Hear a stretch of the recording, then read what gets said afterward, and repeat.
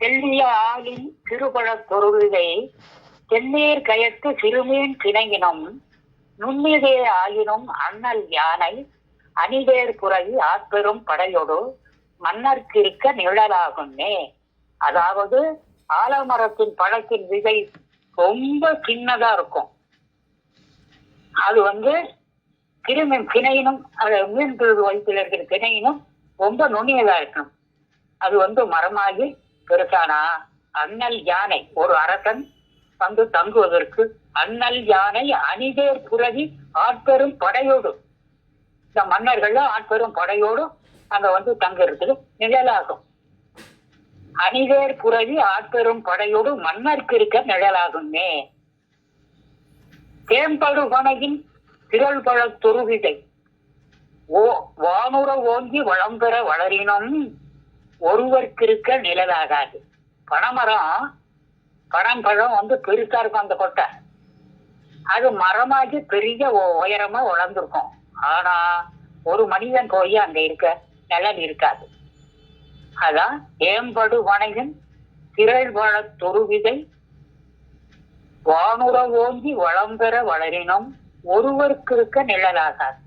கேட்டானா இந்த பனைமரத்துக்கு இடையில இருந்து நிழல் தராது. அப்படிலாம் மூதுரை, இதெல்லாம் மூதுரை.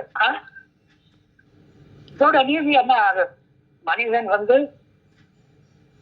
அவன் ஆலமரம் போல நம்முடைய பந்துக்களை காப்பாற்றணும்.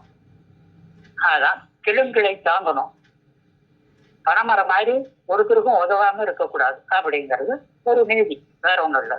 ஆலமரத்து விதை அத்தா சோட்டு மரமாகி தன்னுடைய கிளைகள் எல்லாம் பெருசா கொடை மாதிரி விரித்து வச்சுக்கிட்டு அண்ணல் யானை அணிதேர் புரவி ஆட்பெரும் படையோடு, யானைப்படை, குதிரைப்படை, கேனைப்படை இத்தனையும் தங்குவதற்கு, மன்னர் தங்குவதற்கு ஒரு இடமாகும். அணிதேர் புரவி ஆட்பெரும் படையோடு மன்னருக்கு இருக்க நிழலாகும் மே அப்படின்னு பாருங்க.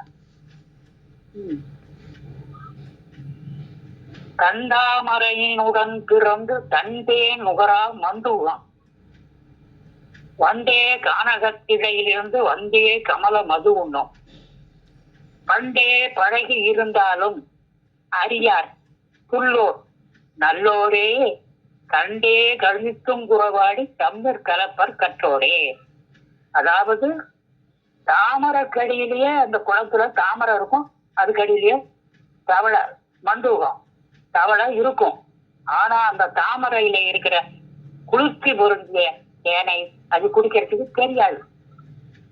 எங்கேயோ கானகத்தில், எங்கேயோ ஒரு கானகத்துல இருந்து, ஒரு காட்டுல இருந்து வண்டே கமல மது உண்ணும், வண்டே கானகத்திடையிலிருந்து வந்தே கமல மது உண்ணும். பண்டே பழகி இருந்தாலும், ரொம்ப நாளா நம்ம கிட்ட பழகி இருந்தாலும் அறியார் முட்டாள், பண்டே பழகி இருந்தாலும் அறியார் புல்லோர், அவன் முட்டாள். ரொம்ப நாளா பழகி இருந்தா நம்மளுடைய குணம் தெரியாது. என்ன கண்டே கழித்து, நம்மளை பார்த்த உடனே இது ரொம்ப அறிவாளியாட்டுறது, புத்திசாலியாட்டுறது, நல்ல ஞானத்திராட்டுறது அப்படி கண்டே கழித்து உறவாடி தமிழ் கிளப்பர் கற்றோரே. அதாவது நல்ல ஞானம் உடையவங்க நம்மளை பார்த்த உடனே இதை பார்த்தா ஒரு நல்ல அறிவாளி மாதிரி தெரியுது அப்படின்னு பேசி ரொம்ப நம்மளோட அந்யோன்யமா பழக ஆரம்பிச்சிருவாங்க. அதான் கண்டே கழித்தும் உறவாடி தமிழ் கலப்பர் கற்றோரே அப்படிலாம் அந்த காலத்துல பாடி இருக்கிறாங்க. நல்லார் ஒருவருக்கு செய்த உபகாரம் கல்வியின் மேல் எழுத்து போல் காணுமே, அல்லாத ஈரமில்லா நெஞ்சத்தார் கீழ்ந்த உபகாரம் நீர்மேல் எழுத்து போல் காணுமே.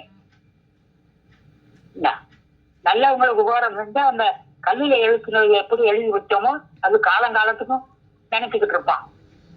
ஈரமில்லாத கொஞ்சம் கூட அவன் நம்ம மேல ஒரு பற்றுதல், ஒரு அன்பு இல்லாதவனுக்கு செய்த உபகாரம் நீர்மேல் எழுதுனா அந்த நீரோட மறைஞ்சு போயிடும். அல்லாத ஈரமில்லா நெஞ்சத்தார் ஈந்த உபகாரம் நீர்மேல் எழுத்து போல் காணுமே. அவ்வளவுதான். நல்லவங்களுக்கு செய்த உபகாரம் கல்லை வெட்டி வைக்க எழுத்து போல் என்றைக்கும் நிலையாக இருக்கும். அல்லாத ஈரமில்லாத நெஞ்சத்தாருக்கு, அதாவது கல் நெஞ்சம் உடையவனுக்கு செய்ய உபகாரம் உடனே மறந்துடுவான். அது போல நீர் மேல் எழுதுனா எழுத்து கெட்ட நேரத்துல மறைஞ்சு ஓடி போயிடும். அது போல பெரியவங்க சொல்லி இருக்கிறாங்க.